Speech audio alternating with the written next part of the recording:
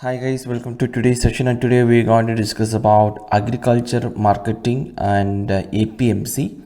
And in this session, we'll see what is agricultural marketing, and then we discuss what is a regulated market, and we also discuss what are the drawbacks of regulated markets, and then we'll see what is Model APMC Act of 2003, its salient features, and then we'll discuss about the working of APMCs in our country. So this is how I planned this session. Let's now start. So here agricultural marketing covers all the activities in the movement of agricultural products from the farms to the consumers. And why is agricultural marketing so important? It is because advanced agricultural practices resulted in surplus production, which changed the subsistence phase of Indian agriculture. And approximately 33% of output of food grains, pulses, and nearly all of the productions of cash crops like cotton, sugarcane, oilseeds, etc. are marketed as they remain surplus after meeting the consumption needs of the farmers.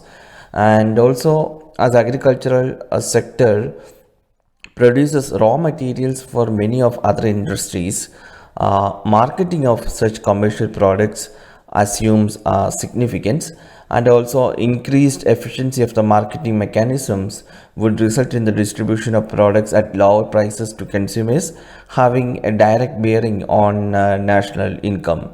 And an improved marketing system will stimulate the growth in the number of agro-based industries, mainly in the field of processing.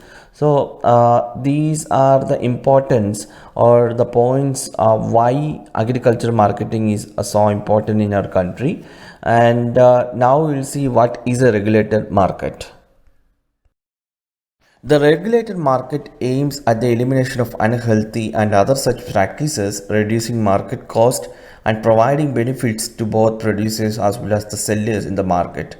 Post the independence period in the 60s and 70s, most of the states enacted the Agricultural Produce Market Regulation Act, that is APMR Acts, and it authorized the states to set up and regulate marketing practices in wholesale markets.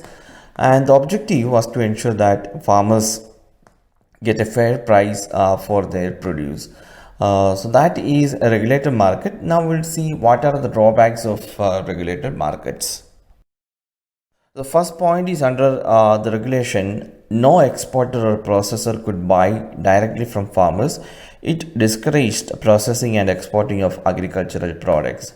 And under the act, the state government could only set up markets, thus preventing private players from setting up markets and investing in marketing infrastructure.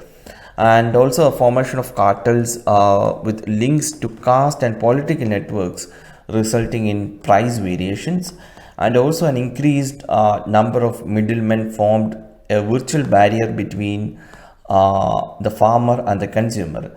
And the licensing of commission agents in the state regulated markets has led to the monopoly of the licensed traders, acting as a major entry barrier for new entrepreneurs. And also the fragmentation of markets within the state is another issue which hinders the free flow of agro commodities from one market area to another, and multiple handling of agri produce and multiple levels of mandi charges end up escalating the prices for the consumers without commensurate benefit to the farmer. So that are the issues and drawbacks with the regulated markets. Now we'll see discuss about the Model APMC Act of 2003. What are the salient features? As per the Model APMC Act of 2003, the state is divided into several market areas, each of which is administered by a separate agricultural produce market committee, which impose its own marketing regulations, including fees. And apart from that, legal persons, growers, and the local authorities are permitted to apply for establishment of new markets for agricultural produce in any area. and there will be no compulsion on growers to sell their produce through existing markets administered by Agricultural Produce Market Committee, and separate provision is made for notification of special markets in any market area for specified agricultural commodities, and there is provision for contract farming, allowing direct sale of farm produce to contract farming sponsor from farmers field, and single point levy of market fee on the sale of notified agricultural commodities in any market area. And also there are provisions made for resolving disputes arising between private market or consumer market and other market. And also it provides for creation of marketing infrastructure from the revenue earned by APMC. So these are the salient features of Model APMC Act. It is working well in our country, and now we will see the working of APMC.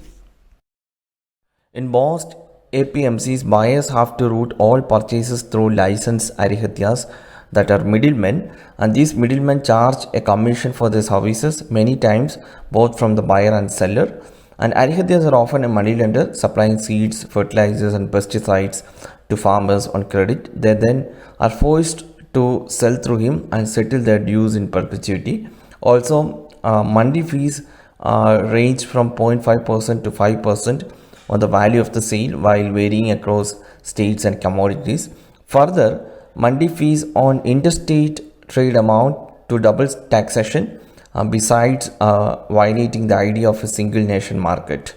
And there is distress sale due to lack of storage infrastructure at mandis.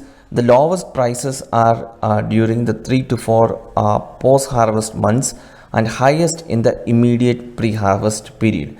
Farmers undertake maximum sales just after harvest, as they need to purchase inputs for the next sowing season.